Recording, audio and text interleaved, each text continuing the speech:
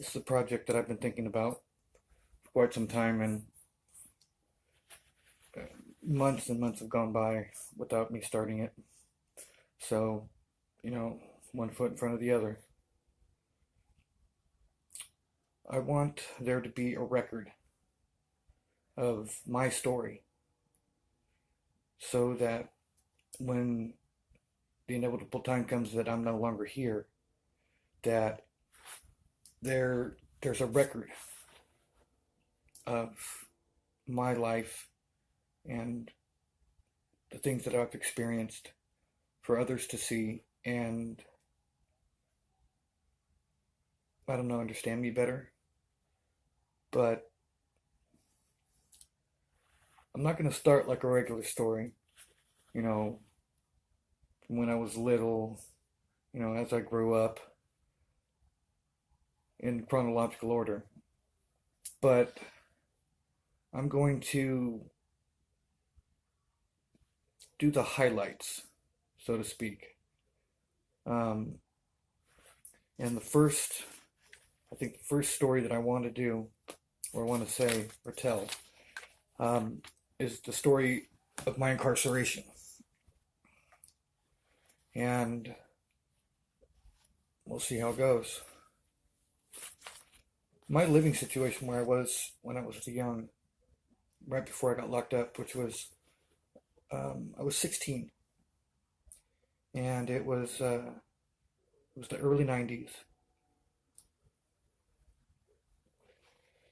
I lived at home with my dad and my stepmom and my uncle, and things at home were dysfunctional, to say the least. At 16, I had already started doing hardcore drugs, which I can thank my father introducing me to, and was full of piss and vinegar, but I was a very reclusive youngster. But the day of the crime, see what it was is that my aunt and my uncle used to send my cousins Stephen and Kevin out uh, on a pretty daily basis to go to the Arden Fair Mall and earn money by washing windows, cars in the parking lot, spare changing, whatever, just little little scams here and there, nothing major. But they were expected to bring home $50 a day, and if they didn't, they were disciplined because of that. So I found a friend in my cousin Stephen, and I used to go with them when they would go out and do um, their money making, whatever they were going to do that day to make money.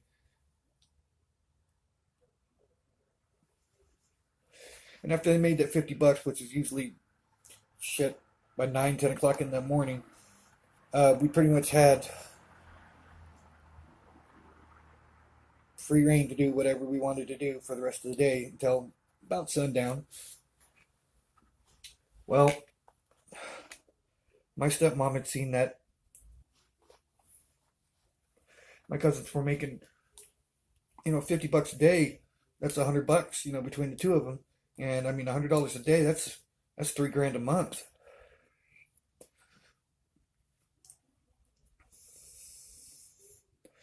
I kept my aunt and uncle in cigarettes and dope, and kept the food on the table sometimes. And well, my stepmother, being the greedy woman that she was and is, got the bright idea one day that I should not just waste my time dilly dallying with my cousins as they go and procure their money, that I should participate and also be subjected to the same responsibility and disciplinary actions if I didn't perform as well as they did. And they also got bright idea for us to go separate ways to go make our money that day. Well, we went our separate ways, and we went really roundabout, and we ended up meeting back up a couple miles from the mall. But it had taken us so long to meet back up that we'd not have enough time. There was just not enough time to make the money that day. And out of fear, they they had gone to this donut shop before. It's called Donut Star, and one of them had distracted one of the employees, and the other grabbed the bank bag to drop off um, their proceeds that day, which was a couple of $1,000, and they got away with it scot clean. And we figured that that's our best bet, and we couldn't get the courage to actually go in and rob the place because I mean, I was 16, my cousins were 14 and 12, and well, what ended up happening was, is as we stood outside, Stephen and Kevin got up to gumption. They finally got up to gumption, and they ran in there. No, it wasn't Kevin. It was John, my cousin John. Sorry. Um, Kevin is Stephen's brother and his usual partner in crime, so that's why I got that mixed up for a second. Anyway, John had grabbed a tree branch that he'd found in an alleyway between the school and the parking lot for this donut shop. And Stephen jumped over the counter, starts wrestling with the cash register, trying to tear it off the countertop.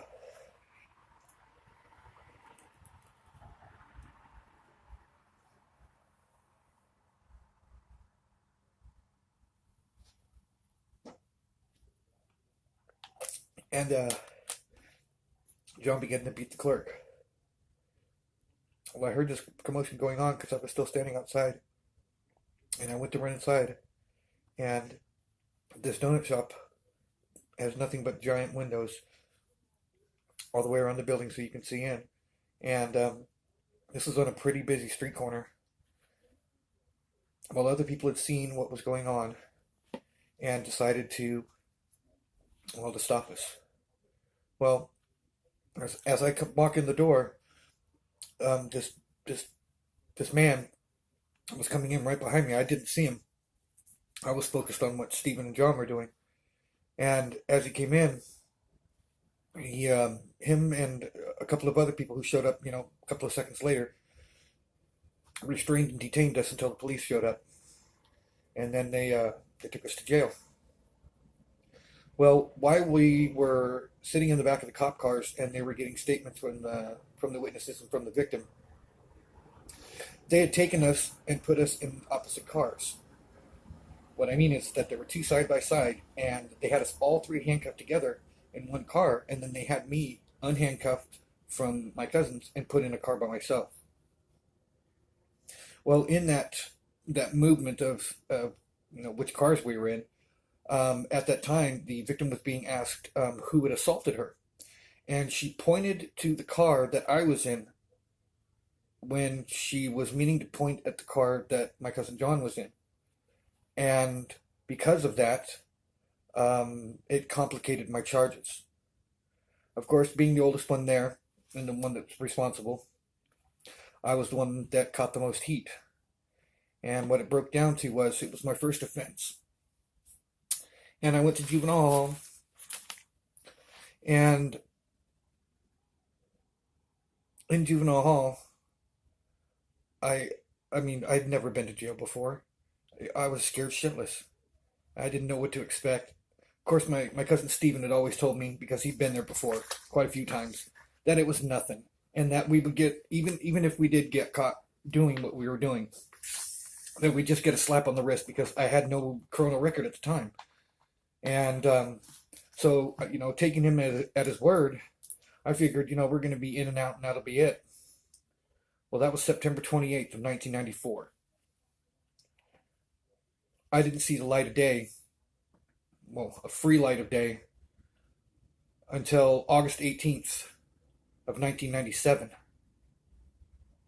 And it was because when I went to court, the um, on-site parole agent or probation officer told me that if I pled guilty to the robbery, that they would drop the assault. But I didn't know that I was going to be charged with three crimes. I was charged with robbery, 290 or 211. I got charged with 645, which is assault with a deadly weapon, and then I got charged with malicious mayhem because of the brutality of the victim's injuries. Well, I did well in juvenile hall. I mean, I had a couple of rough days, but I did well for a while. And on my plea date, because I was doing so well, I was given the option of an electronic monitor, which meant that I could go home in between my plea date and my commitment date. And being in there as long as I had been, because I was locked up September 28th, and I didn't get out on the electronic monitor until October 20th. And on the monitor, I did what I was supposed to do. There was no complications or anything. And I went back to court November 3rd. Well, see, November 6th was my birthday. And the way that the juvenile system worked in Sacramento, if you were 16 or younger, you were applicable for, or you fit the criteria to participate in the juvenile programs that they had available, which included like Boys Ranch, Rites of Passage, Vision Quest. You could go to a halfway house or a group home. There were a lot of options that didn't include long, lifelong, commitments of time. Well, because I was going to turn 17 3 days after my court date. I lucked out, and I was actually originally sentenced. All the crimes in total carried a maximum sentence for a juvenile of 11 years.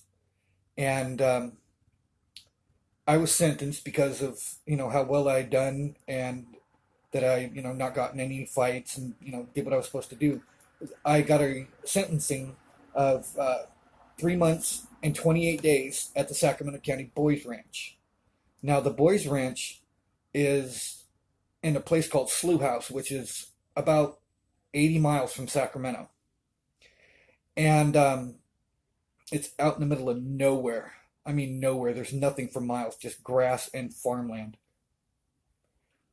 Well, while I was waiting for my sentencing date to my commitment to the Boys Ranch, I was taken back into custody by juvenile hall.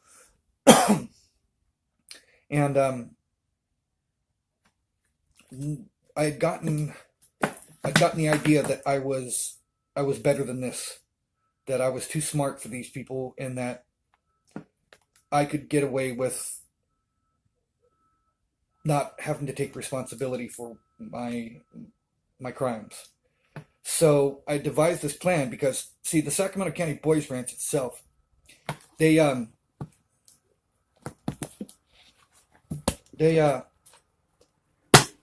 an escape rate of 50%. Half the kids that go there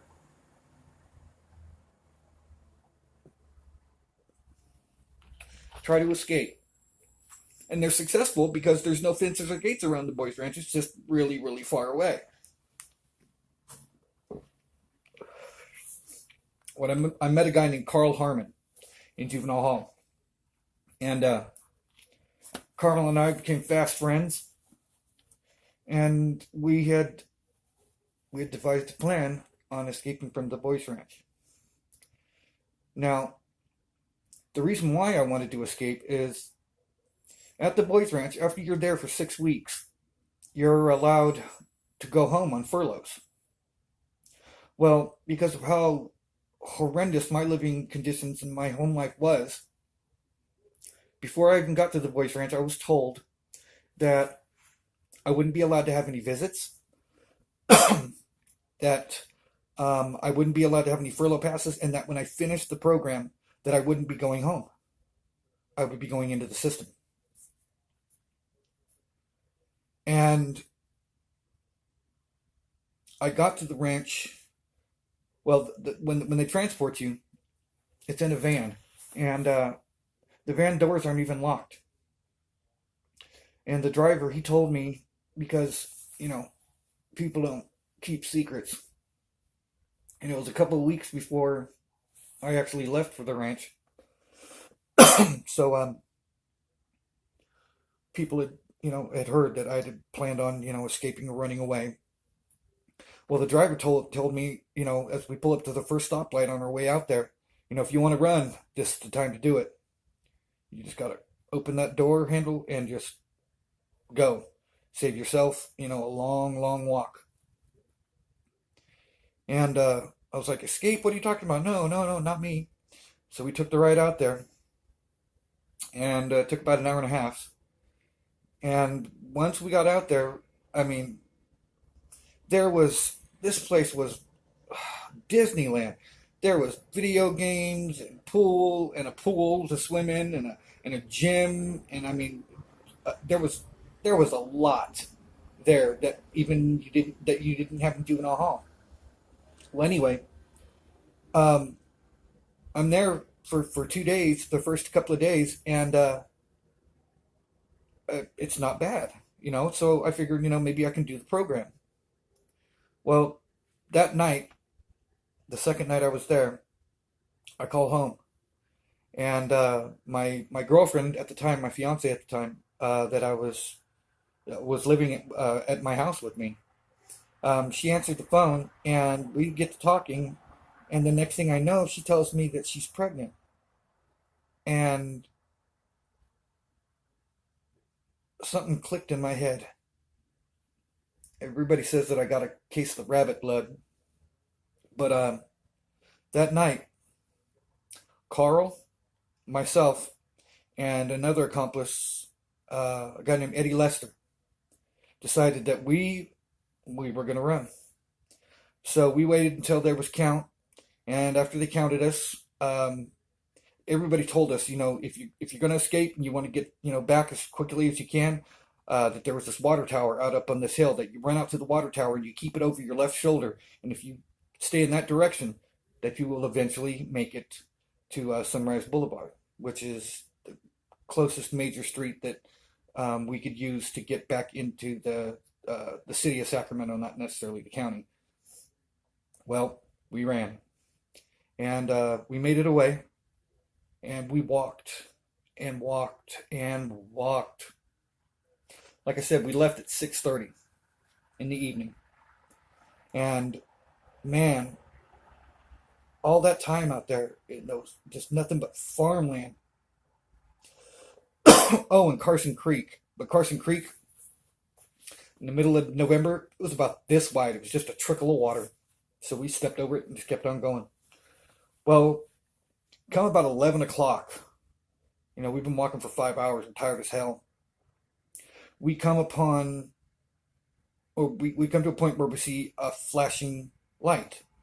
And we watch the light, and we watch it turn red and yellow and green, and we realize that what we're seeing is a traffic light. And following the directions that we were given by, everyone said, the way to run, we're figuring that that's got to be the corner of Jackson Highway and Sunrise Boulevard. So with, a renewed sense of vigor, we trudged on. Well, we make it to that corner, and it is Jackson and Sunrise. But it is still so very far away from where we need to be. Well, right there on that corner, there's a way station for the regional transit cleanup operations for the streets and alleys of Sacramento. And there's a truck in the parking lot, and we we do everything that we possibly can to try to. We get the truck open. Lester Eddie says that he can hotwire trucks. So I'm like, cool, we're on our way. Well, it couldn't be hotwired. That truck had probably not moved in 10 years. I mean, you could tell by the cobwebs that had grown between the ground and the inside of the wheel wells that this truck had not seen the road in a long time. Well, this fog sets in, really really thick fog. We're tired as hell, but we keep trudging on down Jackson Highway. And we had, for the most part, avoided any contact with any cars or anything like that. We, run off the road into the fog far enough to where the cars couldn't see us, or hide in a ditch, whatever the case may be. But Eddie came up with the idea to hitchhike and to give him some sob story about us, coming out here with some friends and that they ditched us. So we flagged this truck down, and the guy said, "Yeah, he'll give us a ride." So Eddie jumps in the passenger seat of this little two-seater truck, and me and Carl, we jump in the back.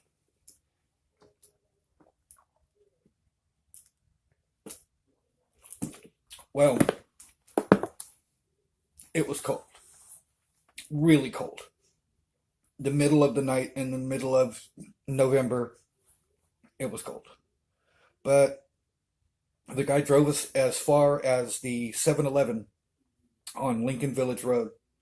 And from there, Eddie, he called his girlfriend, and she came in a car, and he was going to go on, with her, but he said that he would drop us off at the Butterfield Light Rail Station, which is a public transportation system, electronic train in Sacramento that runs pretty much straight through the heart of Sacramento.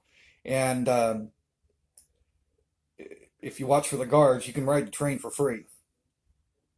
Well, we hop on the last train heading out towards North Sacramento, because we were in East Sacramento, heading out north, which is where both Carl and I are from.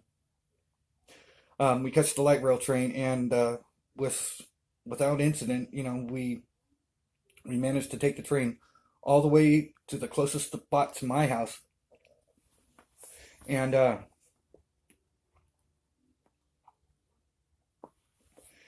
we get off the train and we walk. It's a couple miles from the light rail station to my house.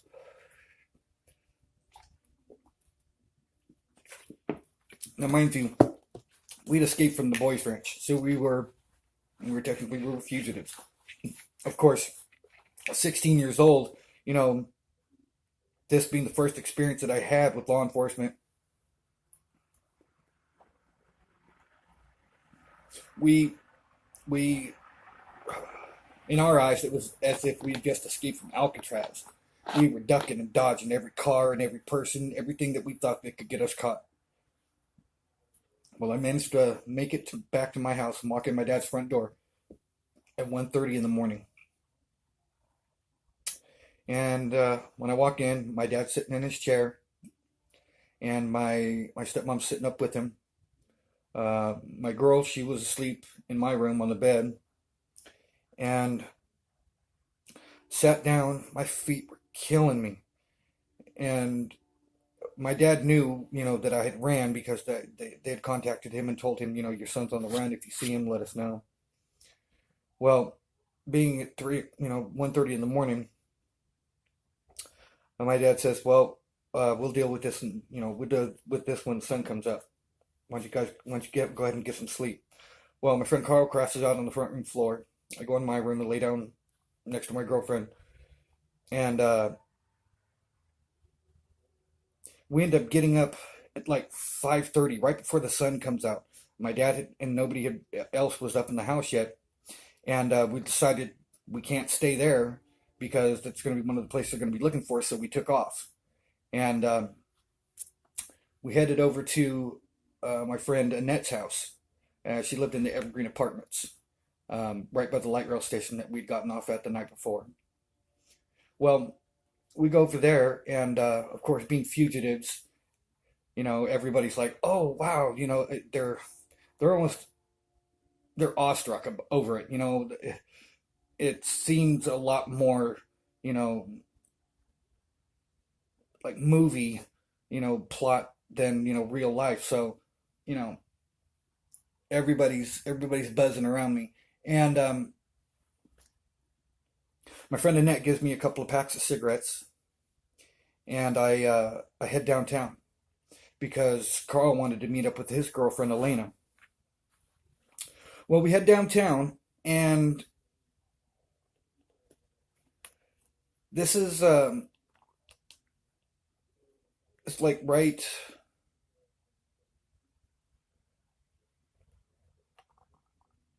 before uh,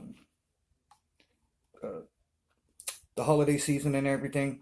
Well, downtown Sacramento, there's a long, like, 2 mile stretch of nothing but like movie theaters and shops and restaurants and specialty stores like FAO Schwartz and Copeland Sports, and um, there's that on Seventh Street, or Seventh and K.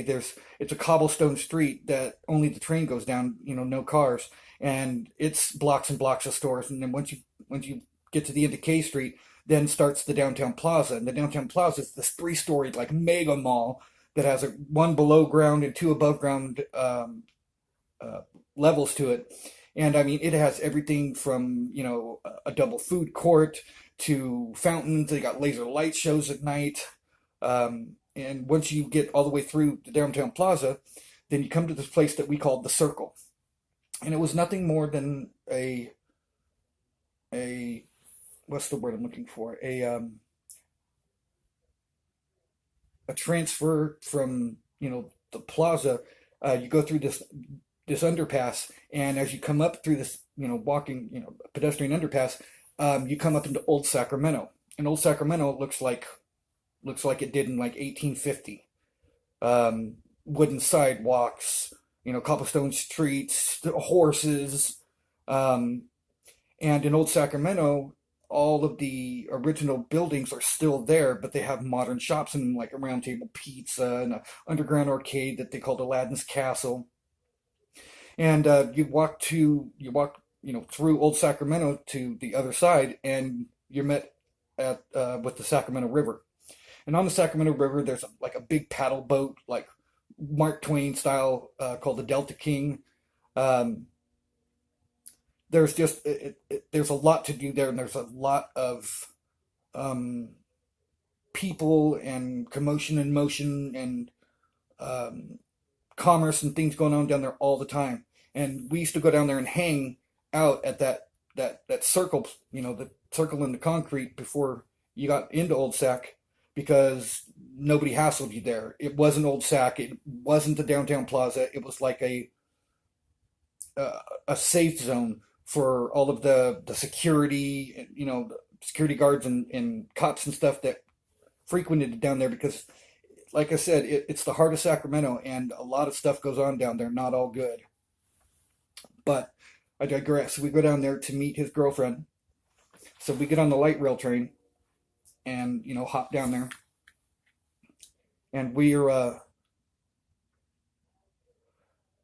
down there for a while, and we meet up with Elena, and we go and smoke weed and sit there and bullshit with everybody. Well, then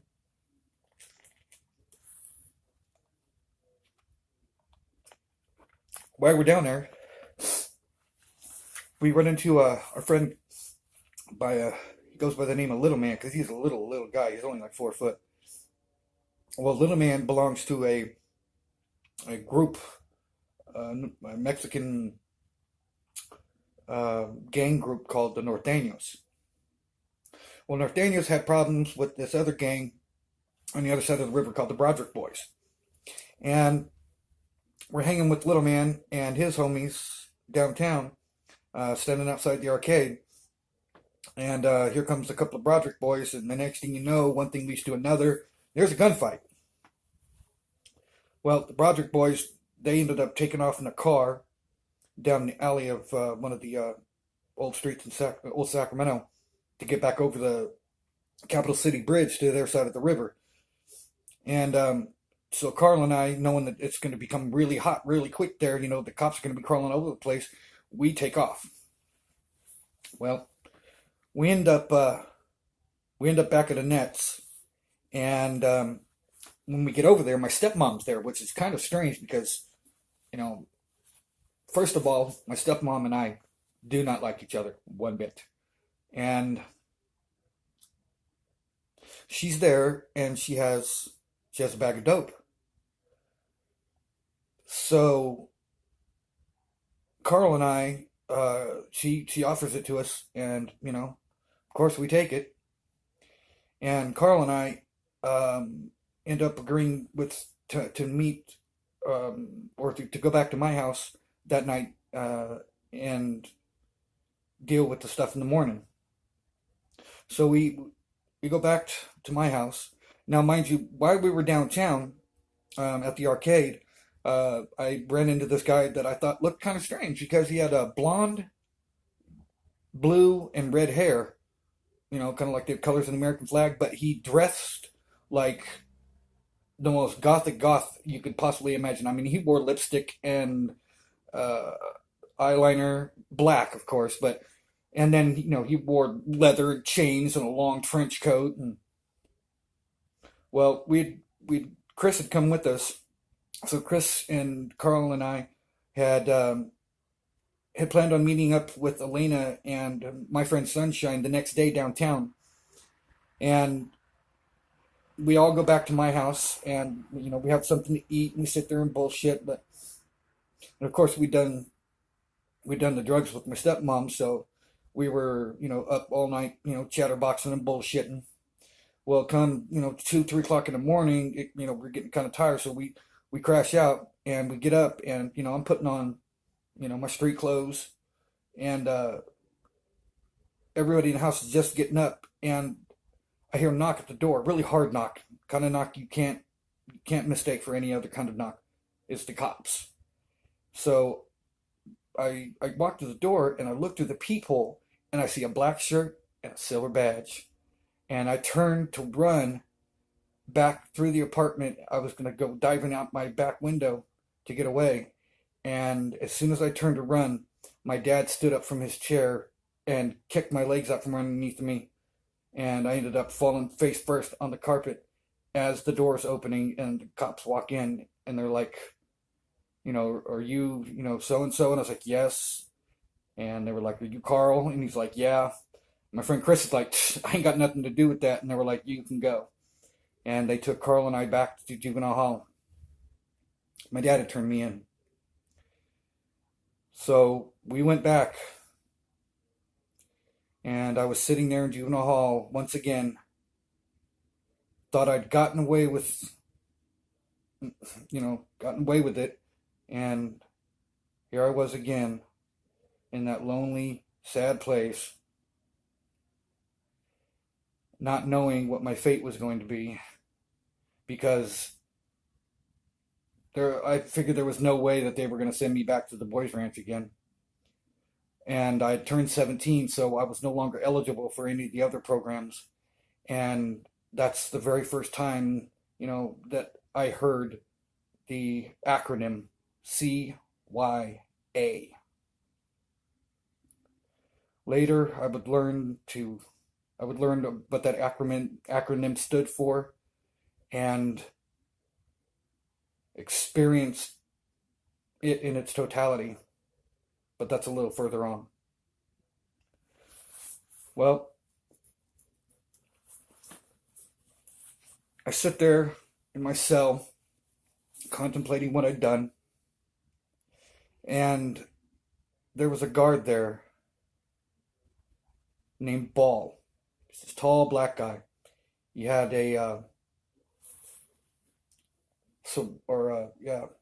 not a sorority, but a fraternity brand on his arm, like they branded him with a branding iron. And he said something to me that stuck with me, and that I remember vividly to right now, as if I was still just heard it. He said, "Look, You were sent out to the boys' ranch for 3 months and 28 days. He said, look, don't turn 3 months into 3 years out of stupidity and stubbornness. Of course, I didn't want to hear what he was saying. So I was charged with escape and I was sent back to court. Now, that was in November. I was sent back to court December 3rd. And that's where I'll continue.